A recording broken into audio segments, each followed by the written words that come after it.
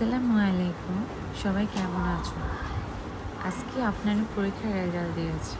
দেখো রেজাল্টের কী অবস্থা। বিদেশে যাওয়ার চক্করে রেজাল্টের অবস্থা একেবারেই খারাপ হয়ে গেছে। রেজাল্ট খারাপ হওয়ার জন্য দোষটা ওরও দেওয়া যায় না।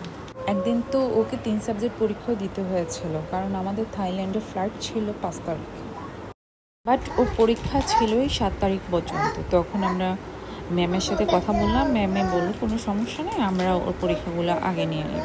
টিচাররা তো পরীক্ষা নিল, বাট কত হলো আপনার কি পরীক্ষা দিয়েছে তোমরা শেষ পর্যন্ত দেখতে থাকো।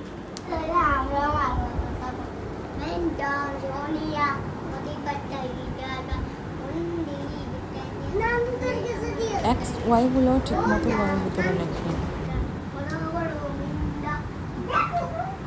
এগুলো তো লেখেনি পুরো খালি।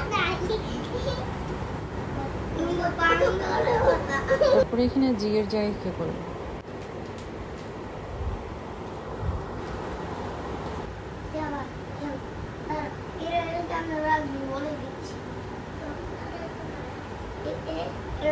এখানে জিটা উপরের লাইনে চলে গেছে, মিডল ঘর থেকে লিখতে হবে।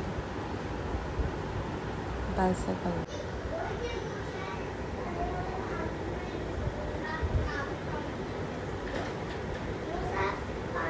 কাইডে কে উল্টা।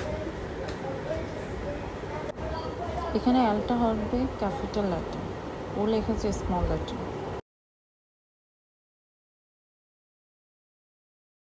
এখানে ও কি করেছে, সরিয়াটাও ঘরের বাইরে লিখেছে, দীর্ঘটাও ঘরের বাইরে চলে গিয়েছে, দীর্ঘটাও ভুল লিখেছে। আর রিটা কিতে কি করেছে, রিটাতে রিয়াটা উল্টা লিখেছে। এখানে হবে ও,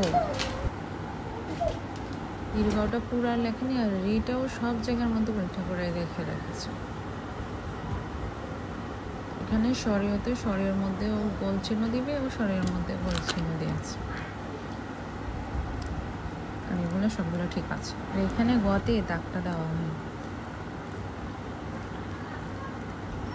এইখানেও সেম কাহিনী, দটা ও উল্টা লিখেছে, এখানেও দ উল্টা লিখেছে। এখানে 6 লেখেনি, 16, এখানে কিছুই লেখেনি, পুরা খালি রেখে দিয়েছে। ওগুলো সব ঠিক আছে।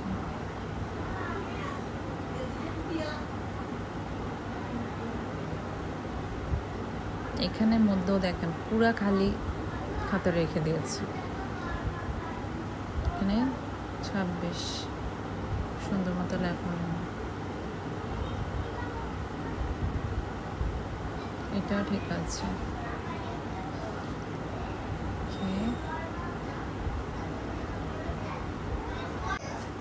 আর এটা তো কালার করতে হবে, এটা তো একদম ঠিক মতোই হবে।